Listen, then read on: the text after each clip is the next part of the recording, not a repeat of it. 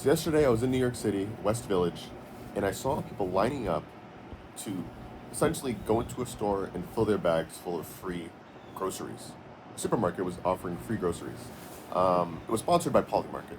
If you guys haven't seen, those guys as well as Kalshi have taken on a trend to sponsoring entire supermarkets, paying for, I think Kalshi paid up to $50 per person, and Polymarket essentially said, as long as you fill up a bag full of food, we'll pay for whatever's in the bag.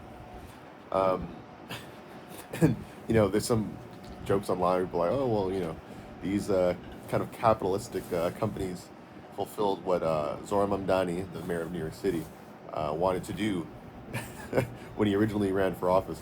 I think it's only been a month or two, so we'll give him that. But it is pretty funny actually to kind of look at it from that lens. It really makes you think.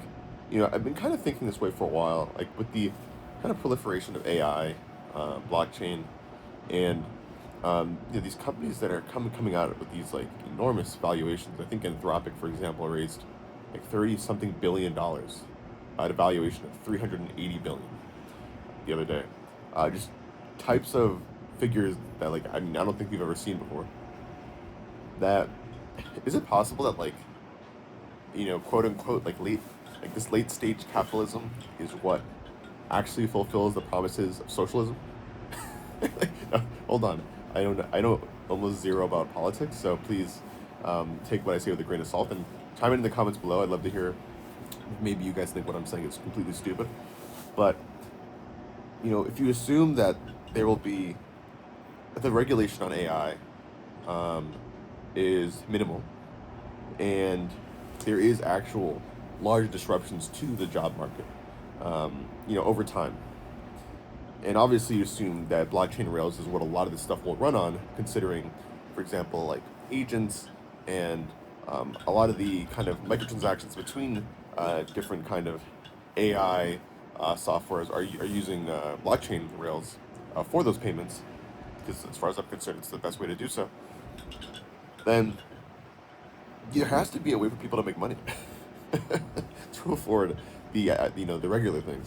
Now again, I know I'm talking about probably way down the line, but people were saying it's like the fact that there was multiple wraparounds for that for the line of getting free groceries in New York City was it's the sign of the times. People are saying, right, that people are willing to wait that long for a bag of free groceries. You know, you also have. I mean, I'm not sure who was waiting on that line, but I'm sure it wasn't necessarily just people with jobs. Respectfully, like there's probably some homeless people, probably people who are in need, of course, already. So it's possible it's not like working class people that are willing to wait the entire day there. But it is still a sign of the times, I think.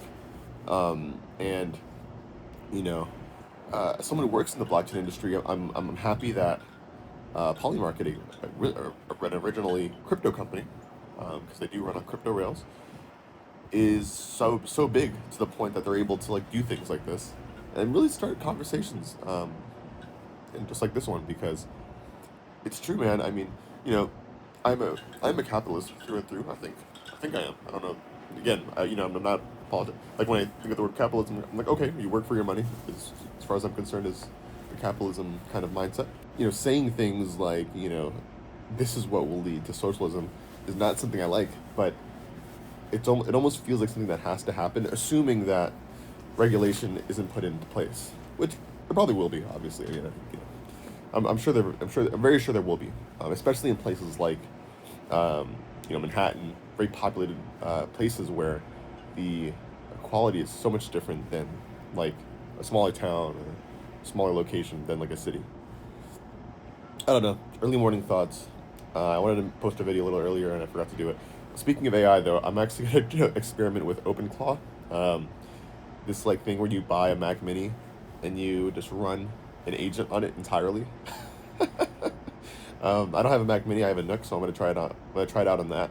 But apparently, you can just tell it what to do, and it takes over the entire computer. That's why people are buying, like literally entire, like computers for it.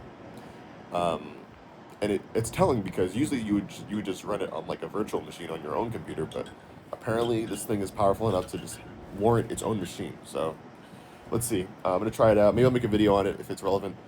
But even this video, I'm not sure. I'm not sure. I don't think it'll do that well, to be honest, because I don't really talk about this kind of stuff. But let me know what you guys think. Are you guys like less about the politics stuff, but more about like what do you guys think about these huge crypto companies kind of coming in and doing these kind of like I almost call it social welfare stuff. Because I think more than anything, they expose a flaw in the system more than highlight any positive thing. To be honest, I think it's great that they're doing it. To be honest with you, but it definitely exposes some flaws in the system, which I think everyone knew was there, but just makes it much more obvious now that it's like really in your face. And I assume you can only assume that more marketing stunts like this will start to happen, for better or for worse. Anyways, catch you guys in the next one. Peace.